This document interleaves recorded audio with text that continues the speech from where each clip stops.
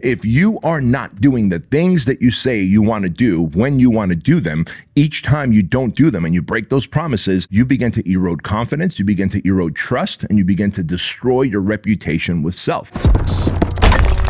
Welcome to the Bedros Keuilian Show. All right, if there's one thing that a man does not want to screw up, it is this thing that I'm going to share with you right now. Hey friends, welcome to the Bedros Keuilian Show. I'm Bedros Keuilian, and today we're going to have an awesome episode. I'm going to share with you this one thing that really determines how your confidence ends up, how your health and fitness end up, the quality of your relationships end up, how your financial status ends up, and of course, how people perceive you worldwide. And you're like, holy crap, what is the one thing? Well, that one thing is your reputation. And I'm going to make the case that your reputation is the most valuable thing that you possess. It is not your homes. It is not your cars. It is not your watches. It is not anything else, but your reputation is the most valuable thing that you possess. In fact, Jordan Peterson said, and I quote, "Nothing is more valuable than your reputation." And if the great Jordan Peterson is saying this, is because he understands the value of reputation, the doors that it can open, the doors that it can close, and how it can become detrimental to your personal brand. Because think about that. Today, we all have a personal brand, right? And if your personal brand is tarnished, effectively, your reputation is squashed. So let's talk about this, and I think you're going to be in for a really great treat. So let's get started. I want to tell you a story, because I like kicking things off with a story, because if you don't kind of get an example of reputation and what it is, then you're going to be like, well, is it really that important? And the answer is yes. So I was 17 years old. I was just about to graduate high school the following year. And me and a small group of my friends had this one friend in our group of peers. Let's just call him Mike. And this is not Mike Botticelli, but I'm just giving this guy the name of Mike. And this guy, Mike, each time we would all, like after school, go to Taco Bell, or on a Saturday, we'd all pile up in the car and go to the beach, and then afterwards go get a bite to eat somewhere. Our friend Mike was always that guy who was like, whoa, sorry guys, I forgot my wallet. Can anyone cover me? And it had gotten to the point where whether me and Mike went somewhere, and about 50% of the time, Mike, quote unquote, forgot his wallet. Or if my other friends and Mike go somewhere, about 50% of the time, Mike forgets his wallet and he doesn't have money, and he asks to be covered by us financially. And we were friends and we all had jobs. And so we were like, cool, man, we'll cover you. And at the end of the day, whatever, it's Carl's Jr., it's Taco Bell, it's McDonald's, it's some kind of cheap fast food, right? So it didn't much matter. But amongst our group of peers, Mike was known as that guy who's a mooch. And I remember that word being shared amongst our group of peers, that he's a mooch, meaning he's mooching off of everyone, intentionally forgetting his wallet, and not actively then paying everybody back afterwards. Because you would think, well, great, man, if you forgot your wallet, then clearly you're going to pay us back afterwards, right? And we would never get paid back. And again, the amount was so insignificant that it didn't much matter, but it kind of did in the form of his reputation. His reputation in our peer group had gotten tarnished. And if someone had asked me back then, like, hey, what do you think about Mike? My sister is thinking of dating Mike. I would have said, well, he's a bit of a mooch, and he's that guy that forgets his wallet conveniently. And when you're out, you end up picking up the tab for him as well. And after a while, that starts to suck and you feel a certain way towards him. And so I would maybe warn your sister against dating this guy. Like, his reputation would be tarnished, and his reputation was tarnished in that category. Like, he was a cool cat to hang out with. He was funny. He kind of checked off all the friend boxes, but about half the time, the dude forgot his wallet conveniently, right? And so that's a great example of a tarnished reputation. And I share that with you because today, in this modern world, with social media being so big and broad, it's not just a peer or friend group that you have to worry about. Like, very quickly, the quality of your reputation can spread from person to person through social media very, very quickly. And in fact, today you almost want to look at as your reputation is like your social credit score. Look at it that way, right? It's your social credit score. What do people say about you, feel about you, think about you, talk about you behind your back? Like behind my back, I know that my friends say, man, B's reliable. He's consistent. He shows up. He says what he means, and he means what he says, because I go out of my way to not only build my reputation, but to protect my reputation. And if I didn't do that, then I'd find myself in a place where if things are convenient for me to cancel, I would cancel out on a friend. I might flake out on them. I might make different plans last minute. And those are all things that would tarnish a reputation. In fact, one of the greatest things I love, and you guys know that I have a high level coaching program called the Domination Year Coaching Program. 99.5% of my coaching clients who come into the Domination Year Coaching Program, which really is priced at $100,000 for a year of coaching, 99.9% are through word of mouth referrals. In other words, other coaching clients who have worked with me or continue to work with me who refer their friends, their peers, their colleagues, right? And so it is my reputation that leads that referral. In the absence of not delivering what I promise, my reputation will begin to erode, in which case they'll go, man, I paid this guy $100,000. He promised 10x results. Instead, I barely got 1 or 2x results, and this is not for me. But I go out of my way to make the right connections to my coaching clients, to make sure they're introduced to the right people, bring them to the right events with me, and make sure that they're face-to-face with the people who are going to be able to impact their lives, impact their income, impact their significance.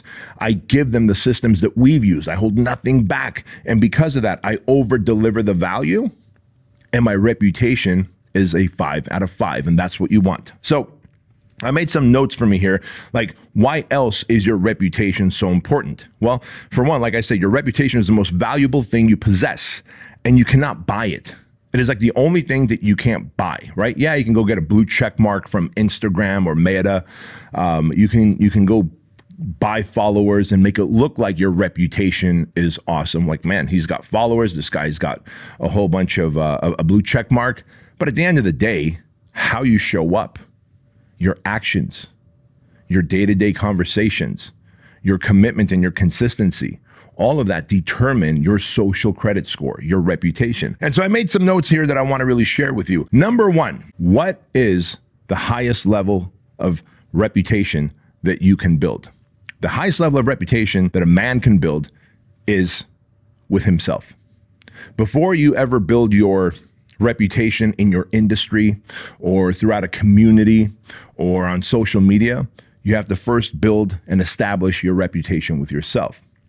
And so oftentimes people are like, reputation, it's overstated. Well, let me tell you this. Warren Buffett, the great Warren Buffett, the number one investor on the planet, says that his reputation is so valuable that when he makes a decision that has negatively impacted his investors, like he will make it right any way he can.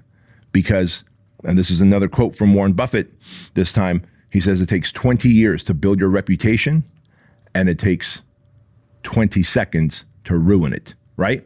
And so you have to ask yourself then, if my reputation with myself is the most important, because there are two levels of reputation: your reputation with self, your reputation with others. Before we even talk about your reputation with others, let's talk about your reputation with self. What is your reputation with self? Well, you can look at it as confidence. Confidence. Where do we get confidence from? Like when I do surveys across all of my platforms, the number one thing people want to hear is, how do I build more confidence? Because if I had more confidence, I could make more money, end up with the woman that I want, get in better shape. I could be a better father. Like confidence is the answer to everything, because there's something called the confidence competency loop. And when there's a confidence competency loop, you find yourself that the more confident you are, the more competent you become, the more cool things you do to grow your business, to grow your income, to grow your impact, your influence, your relationships, your health and fitness. Well, if my confidence goes up, I become more competent. If I'm more competent, I do more things. And the more things I do, the more confident I become because I stack more W's, more wins. More confident I become, the more things I do. So you know that there is that confidence competency loop. And that's not something that I'm making up. That's an actual thing. Like in the psychological world, that's an actual thing. And so, they always say if you want to get someone off the couch and have them develop their confidence so they can go out and live life and launch into life, have them develop confidence. And then, they go, well, where does the confidence come from? Well, the confidence comes from competency, as in doing things to fruition, to finishing, crossing the finish line. And when you do, you start feeling more confident, right? Listen, I stopped taking all of those and I started taking this, the TruLean Wellness Shot. In fact, I created this because I was sick and tired of every morning taking 11 different supplements like turmeric, ginger, cayenne pepper, black pepper, vitamin B12, echinacea, vitamin C, zinc, right? Think about this. If you want to improve your immune system, if you want to fight off inflammation in your body so that you have better gut health, you have more energy, your joints don't hurt, then you're going to want to take all those supplements. And I was taking it twice a day, every day. And so when we created the TruLean Wellness Shot, we cut no corners and we spared no expense. And so in this, you've got something that's going to not only help boost your immune system, but also fight off inflammation. Because if you're a high performer and if you want to get more done, if you want to stay more focused, if you want to make sure that you don't get sick as frequently, then you have to care about your immune system and you have to fight off inflammation, especially if you're an entrepreneur and you're high performing and you have a stressful work day from time to time, right? And so here's what I want you to do. You're going to click on the link in the description box or go to TruLean.com and you're going to use the code word Bedros. And when you use my name, Bedros, you'll get 50% off your first subscribe and save bundle. For whatever reason you don't like the TruLean Wellness Shot, which I've yet to meet anyone who doesn't, then let us know in your first 30 days. We'll give you a full refund. Part ways as friends. Fair enough? Go check it out. Use the code word Bedros. Get 50% off. Peace. If your reputation with yourself matters most, the question then becomes, how often do you let yourself down? How often do you make promises to yourself and then let yourself down? Are you the guy who is setting your alarm to wake up at 5 a.m. or 6 a.m., but then hitting the snooze button and therefore taking 10 or 15 more minutes of bullshit interrupted sleep just so that you can, get a couple more minutes of sleep? And what you're really telling your subconscious mind is, I'll take these crappy 10, 15 minutes of sleep over getting up and living my purpose-driven life, right? And so you're telling your subconscious that I'm eroding the reputation with myself, that I am not trustworthy. Because at the end of the day, confidence is really about keeping your promises to yourself, and it is about the trust that you have with yourself. Like, do you trust yourself? Like your personal credit score. Do you trust that you will do what you say? Or are you a hypocrite? Because if you're a hypocrite, then you're not going to build that trust with yourself. You're going to erode the confidence, which means you're going to erode your personal reputation. And the next time you're like, oh, I want to do something. I want to launch a business. Oh, no, I'm not going to do it because I don't trust I'm going to follow through. How often has that happened to you? Think about that. If that's happened to you, like you wanted to do something, but then all of a sudden you stop because of some kind of fear, trace back where that fear came from. And 9 out of 10 times that fear came from you previously making a promise to yourself or to someone else and then not following through. And therefore you destroy the reputation with yourself. And so whether it's waking up at 5 a.m., whether it's getting out there and getting after it in the gym and working out, whether it's eating consistently, whether it is doing the work that you need to do to make the sales calls, to run the marketing campaigns, to be able to scale your business, to be able to develop into a better leader. If you are not doing the things that you say you want to do when you want to do them, each time you don't do them and you break those promises, you begin to erode confidence, you begin to erode trust, and you begin to destroy your reputation with self. So then I ask you, if you have a bad reputation with yourself, how in the world are you going to be a promise keeper to your spouse, to your kids, to your coworkers, to the people that you lead, to the people that you love, the people who count on you. You can't be a promise keeper to them because you now have created a pattern of giving up, of quitting, of eroding trust, of destroying your reputation with yourself. And so you're like, well, if I could destroy it with myself, the most important person on the planet, myself, surely I could let down my kids and be a fat, floppy slop with gelatinous titties. And I'll tell them to work out, but they're not going to work out because I am not a walking, talking example of a man that works out, because I'm a hypocrite, because each time I say I'm going to work out and eat right, I don't. So I'm fat, I'm sloppy, I'm floppy, and I've got milkable titties. And you know that your kids are going to be a walking, talking example of exactly who you are, because as my friend Ed Milet says, people learn more by what they have caught than what they are taught, right? In other words, we're learning more by the things that we see others do than what others tell us to do. So if you're a parent or you're a boss and you're like, hey, do this, but you're not doing it, you're a hypocrite. You're a phony. You're an imposter. People can tell. A child can tell. Your spouse can tell. Your coworkers can tell. Your employees can tell. Everybody can tell. You're fooling yourself. And so what are the promises that you should have kept to yourself that you let erode? I would start there. Go back and start rebuilding that bridge with yourself.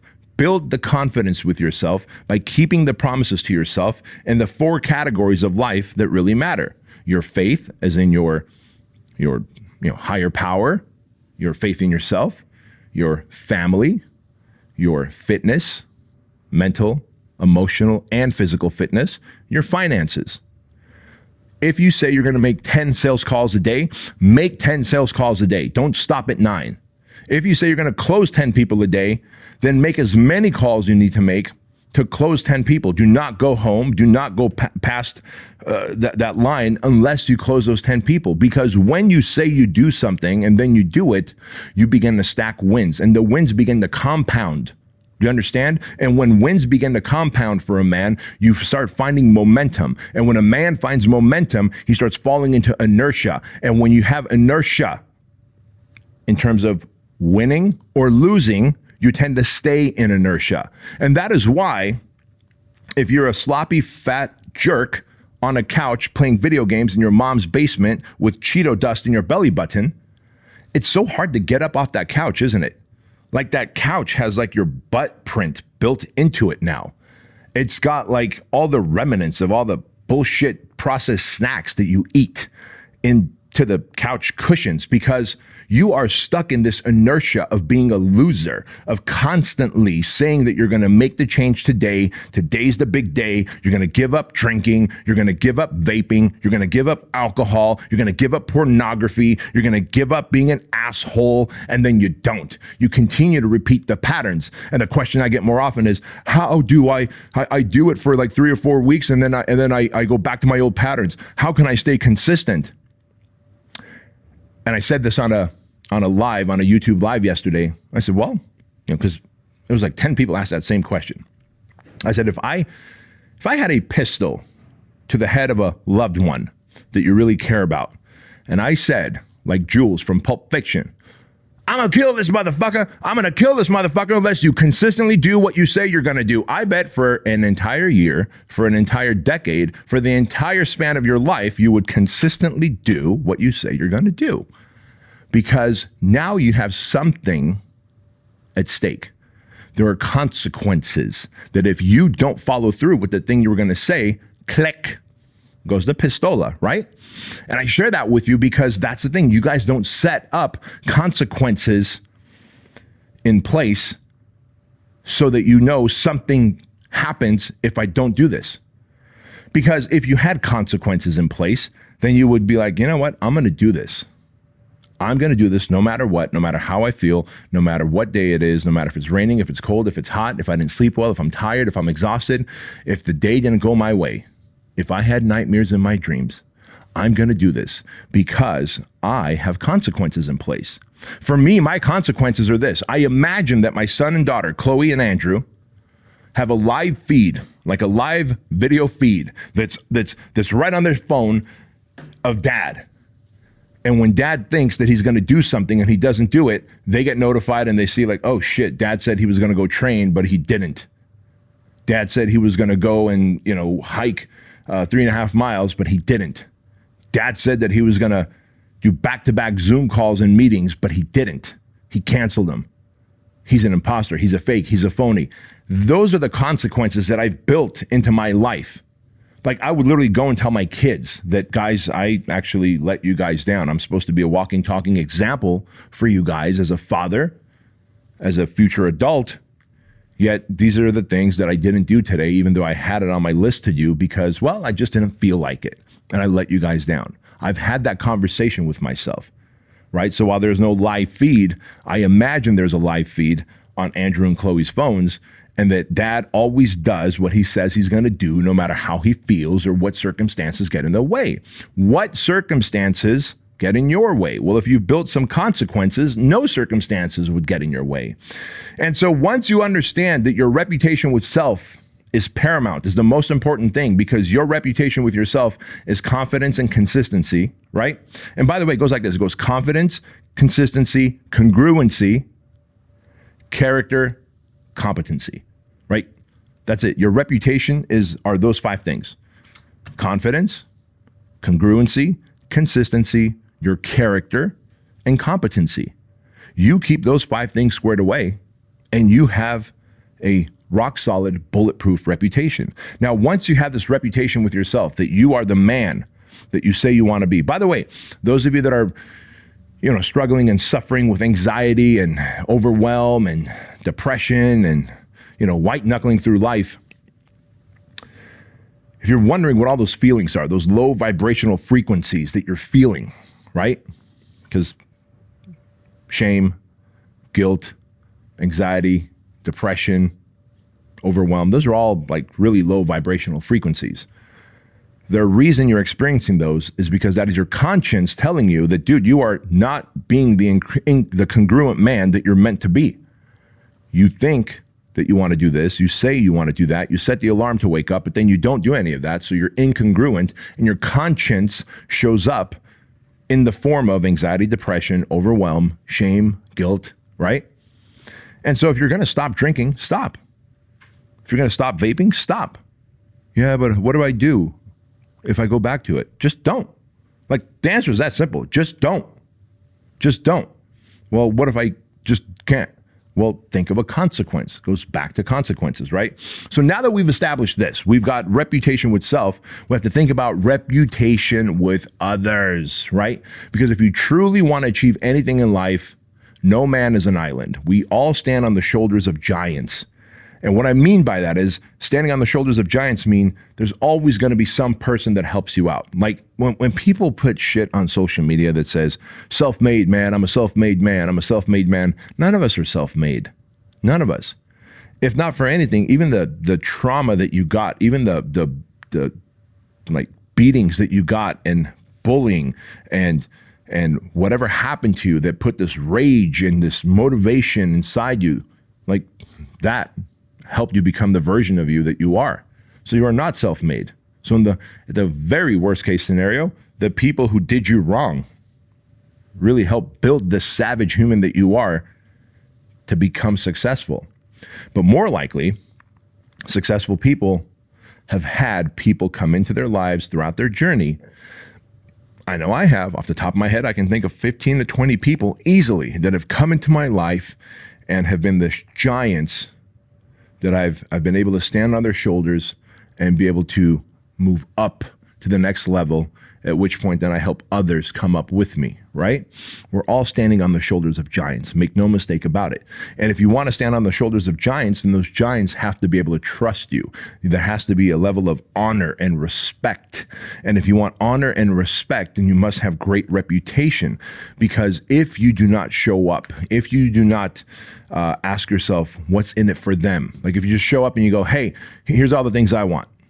Well, have you thought about looking through that other person's lens and seeing what they want out of this relationship, what they want out of this experience, right? Someone who has a high reputation is someone who shows up with the giving hand. They are value driven. They show up with delivering value with zero expectation in terms of getting anything back. That part is important. They show up and they go, you know what? I know we're about to negotiate here. We're about to start a business partnership or whatever, but I want to look at things through your lens. In fact, I've got a live event coming up. Those of you that are in Australia, by the way, you're going to love this. July of 2024, I will be doing a 3-city tour because of Fizz Productions out there in Australia. I'll be in Sydney, in Melbourne, and in Brisbane.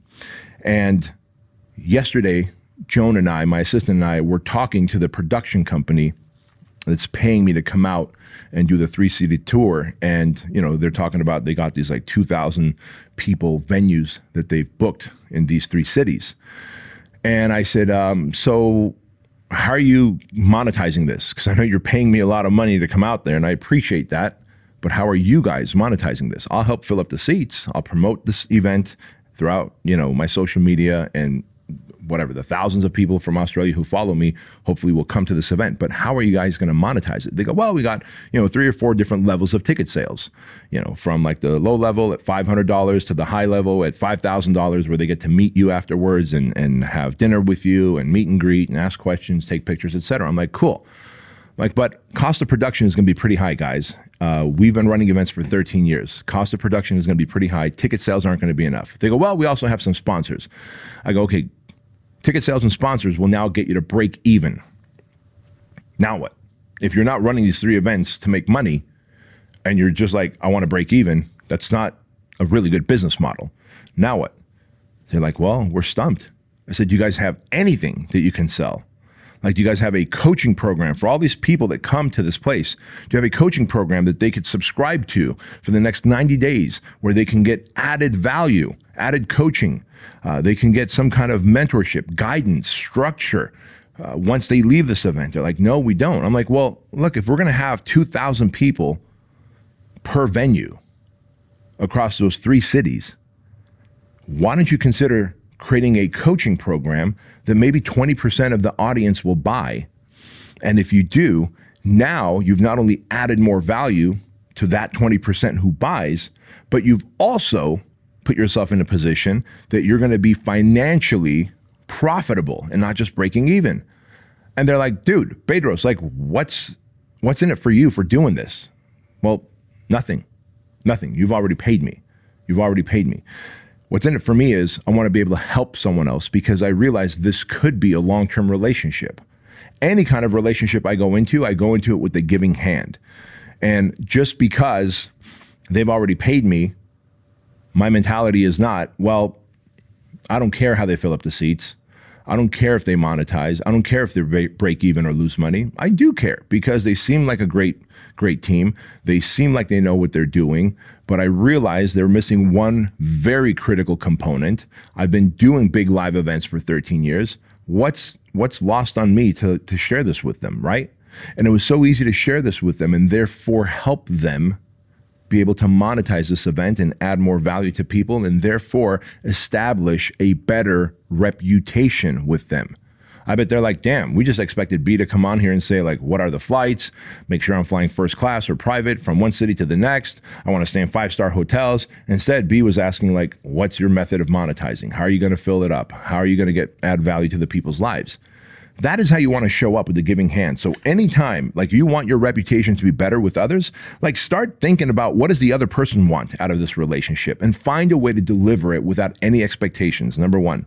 And when you do that, you're able to then start, for lack of a better term, controlling how people see you, the conversations they have about you, both in front of you and behind your back. And there's something also very important about here. It's not just your reputation across the community with others, but remember, your last name, your name is shared with your siblings, with your parents, with your ancestors, and with the generation of your family that's coming into the future. The Keuilian last name exists, and will continue to exist. And I could either continue to build the reputation of the Keuilian last name, or I can erode it now and really, I guess, be disgraceful of my family members and ancestors that have died and be damaging to the reputation of the generation to come, of my nieces and nephews, of my children, right? So it's important that I manage my reputation well so that I not only have great reputation with self, I not only have great reputation with others, so that I can effectively control how I'm seen, how I'm talked about, what people think of me. That matters, right? Because it is your social credit score, especially in the industries that you're in. Because when your reputation is good, you have the opportunity to gain things, right? There's opportunity gained. When your reputation is shitty, like recently someone reached out to me on social media and they're like, hey, how do you feel about so-and-so and their coaching program? And I was like, oh, so-and-so in their coaching program? Easy. I think they're a piece of shit. You should not work with them. They're liars and phonies and assholes, and you can tell them I said that. Because that person that they're talking about came and joined one of my masterminds many years ago. And me and Joe Polish have a term that we share. It's like there are coaching clients and then there are poaching clients. Some people join your coaching group and pay the monthly fee so that over the next couple months they can start poaching clients out of there. Well, that jerk did exactly that. And I get it. It happens from time to time. But because he had put out there that, yeah, I was mentored by Bedros so that he can get coaching clients, this person reached out to me on DMs.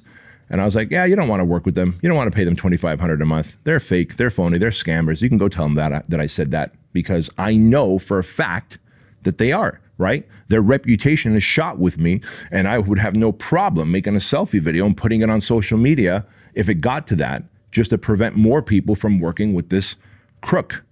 So you see how important it is. That is opportunity lost for this guy, but if his reputation was good, it would be opportunity gained. If he came into my coaching program, if he just added value, if he did the work, and then he eventually left my coaching program and then launched his own and then started acquiring leads and clients, and then he started using me as a sales tool, for a lack of a better word, like, hey, I've worked with Bedros, guess what? I'd be like, yeah, man, he's a stud. I've coached him up, and I would totally trust him to coach you up. But I can't trust this guy, so I have to shit on him. You get that? And so that is very important. There's opportunity gained and opportunity lost, depending on if your reputation is good or shitty. And you get to decide how your reputation is. So then, let's finish with this. How do we build your reputation? 1, keep your promises. Keep your word. Keep your promises to yourself. Keep your promises to others. Simple enough. Number 2, do the right thing. Just do the right thing. Sometimes it's easy to say, I don't have to do the right thing because I'm alone, no one's gonna see, and I can get away with taking the shortcut. Do the right thing anyway. Trust me. You don't want the universe to see, because then you start acquiring karmic debt, and you don't want to start building karmic debt. You want to build your goodwill bank account.